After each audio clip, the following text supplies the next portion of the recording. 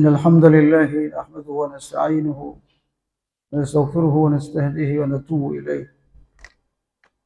نعوذ بالله من شرور أنفسنا ومن سيئات أعمالنا. إنه من يهده الله فلا مضل له ومن يضلله فلن تجد له وليا مرشدا. أشهد أن لا إله إلا الله وحده لا شريك له. أشهد أن محمدا عبده ورسوله لا نبي ولا رسول بعد الذي بلغ الرسالة وأدى الأمانة ونصح بهذه الأمة. اللهم صل وسلم على سيدنا محمد وعلى آله وصحبه أجمعين. أما بعد.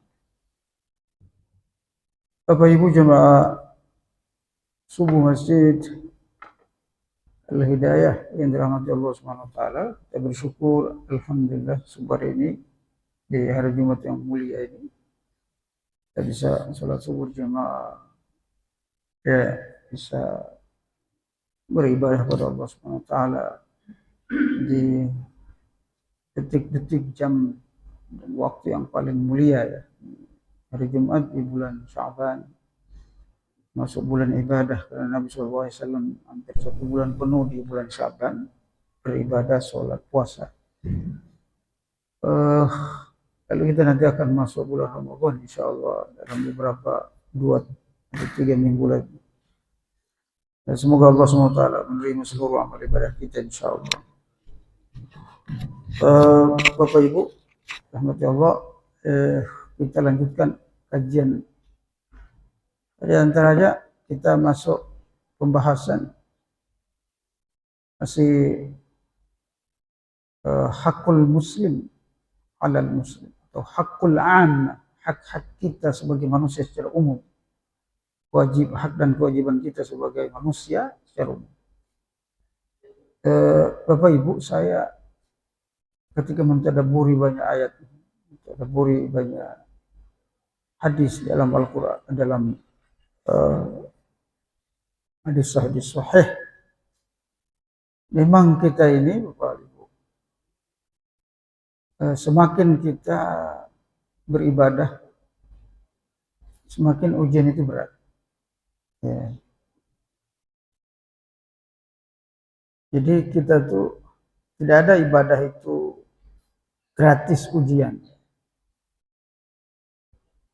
Tidak ada ujian jihad atau dakwah kita gratis ujian. Tidak ada.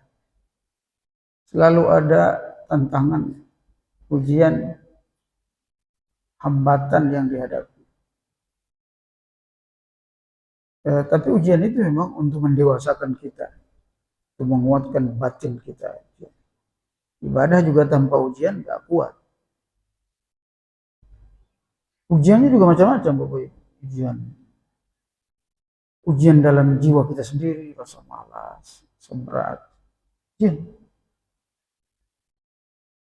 Ujian dari nafsu kita sendiri, ya pingin ini, pingin itu. Jadi berat. Juga dari eksternal kita, secara internal tadi eksternal. Ujian dari keluarga, ya.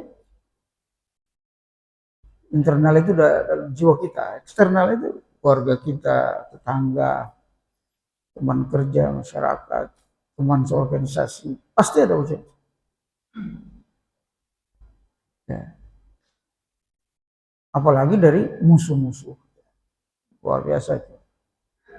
Lalu ingin menghancurkan kita, orang-orang dengki dan sebagainya, itu cobaan, tantang luar biasa.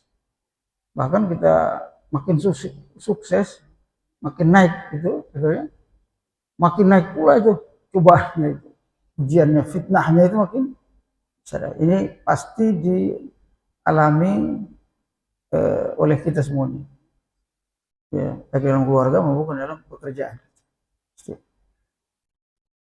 Sehingga kita kadang begini amat nih, ini ada orang kemudian putus ibadahnya karena menyalahkan Tuhan, padahal dia sedang diuji untuk dinaikkan derajatnya. Makanya kata Nabi SAW, innallaha iza ahabba abdan ibtalahu. Sesungguhnya Allah itu, kata Nabi paham sekali bagaimana cara kerja Allah mencintai hambanya. Kata Nabi, sesungguhnya Allah apabila mencintai hambanya, maka pasti dia mengujinya dengan berbagai macam cobaan. Kalau lolos dari ujian itu, maka Allah mencintainya, mendekatkan orang itu dengannya.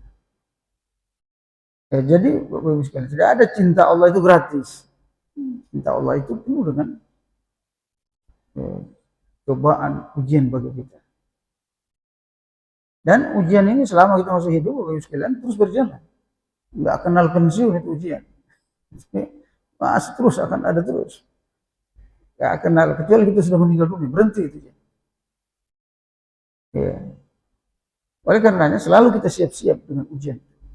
Lalu kita sabar dengan ujian, cobaan. Baik. Dan istiqomah dengan sikap kita. Istiqomah dengan ibadah kita. Istiqomah dengan posisi kita. Nah, ini penting sekali Bapak sekalian.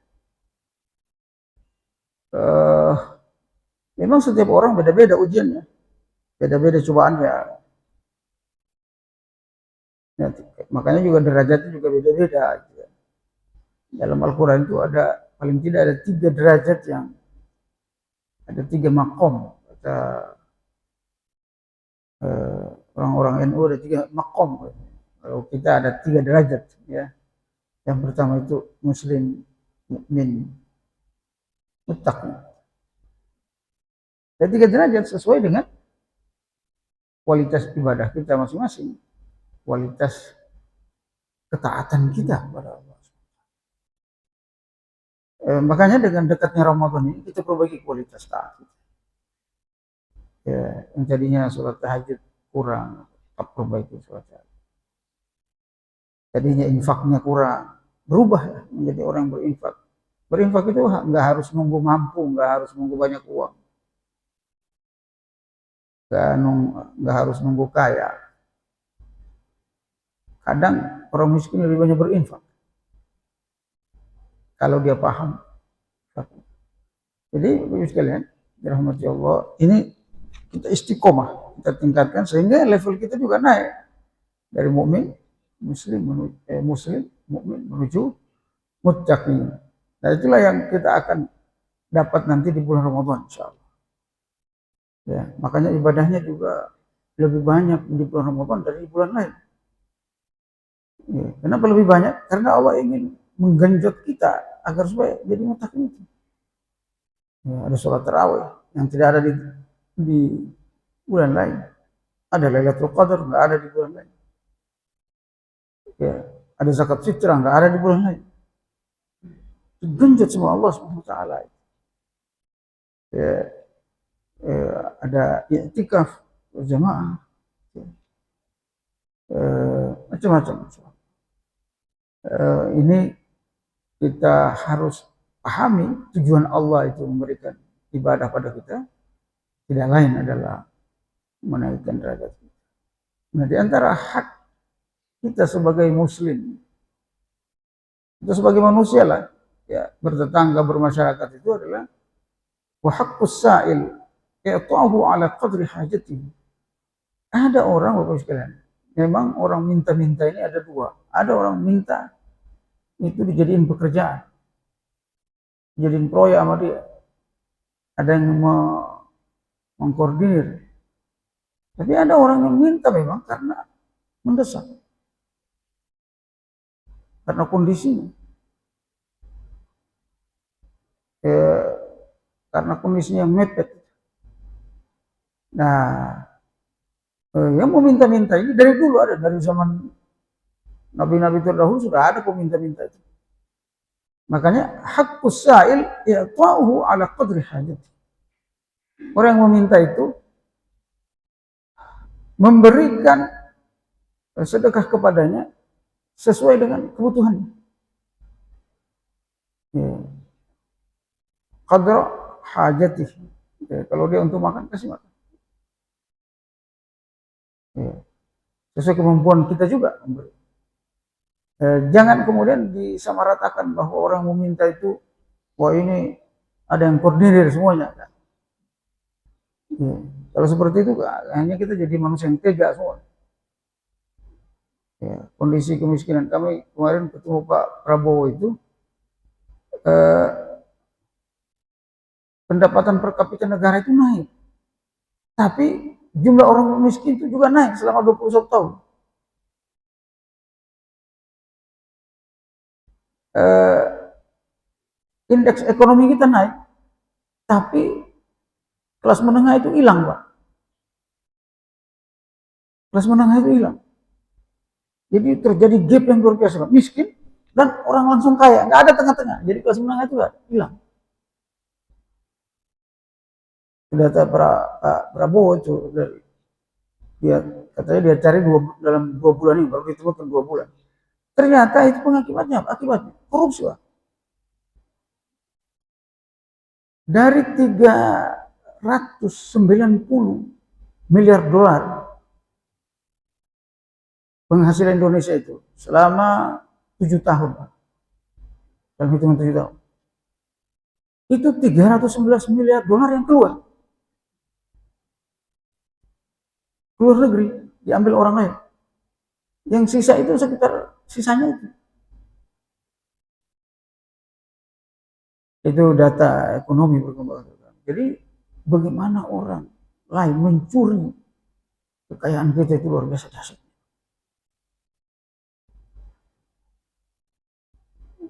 Sehingga kita kalau dibandingkan dengan Malaysia, Thailand, jauh.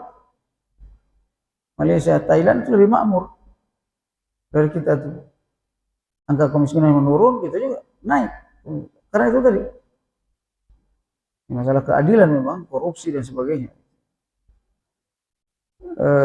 Maka tidak heran kalau kita banyak yang minta-minta. Karena jumlah orang miskin pun naik.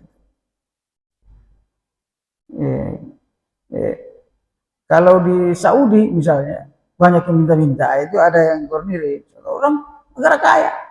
Di Qatar kalau ada orang minta-minta, ini aneh. Tapi kalau di kita memang miskin. Jumlah penduduk miskin itu naik jumlah. Secara data itu.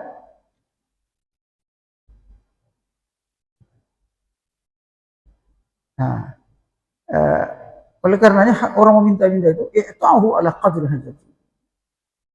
Harus kita beri sesuai dengan keinginan. Bukan dia minta benar dikoordinir dan sengaja, enggak. Memang dia ada banyak yang kebutuhannya. Yang terakhir, wa haqqul mas'ul annahu i'tahu faqbil minhu syukru wal ma'rifati fadlihi wa inna man'a faqbal wa in mana'a faqbal uzrahu. Kita sebagai pemimpin perusahaan, sebagai pemimpin, sebagai mas'ul, sebagai penanggung jawab sesuatu, juga punya hak dan kewajiban. Kewajiban kita adalah kalau ada orang memang minta izin, kita izin. Kalau ada memang orang minta pegawai kita, ya, minta izin, minta cuti, minta ingin gajinya diambil duluan apa segala. Nah, kita harus beri karena dia memang butuh. Karyawan kita itu kan udah paham betul kita datanya sama kita kan, karyawan kita ya ekonominya, keluarganya kita paham betul. Maka ketika dia minta tolong apa segala, kita harus beri. Kalau dia minta nasihat, kita harus kasih nasihat. Ya, bukan cuma materi. Ini Bapak Ibu sekalian, hak dan kewajiban kita baik sebagai orang kaya atau orang yang mampu, lalu kemudian bertemu dengan orang miskin, meminta kita, hak kita seperti, kewajiban kita seperti apa. Mereka punya hak pada atas kita. Sebagai pemimpin perusahaan, sebagai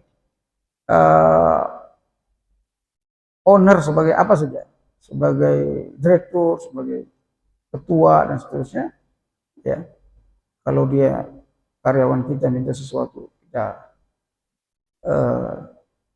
kasih, dan kita, nah ini yang paling penting adalah faqbil minhu asyukru wal ma'rifah. Kita juga harus berterima kasih dengan karyawan kita. dengan bawahan kita, karena dengan dia bisa membantu kita, gitu. Kita nggak bisa kerja sendiri kan. Ya, pandai-pandai berterima kasih. Ada dua kelemahan kita tuh. Mohon maaf Pak. Kelemahan kita itu ada dua. Secara manusia ya, secara umum. Sulit berterima kasih dan sulit minta maaf. Ya. Berat terima kasih. Mungkin kalau berterima kasih mudah, terima kasih. Tapi kalau minta maaf agak berat. Tapi daerah timur sana itu agak sulit mengatakan terima kasih.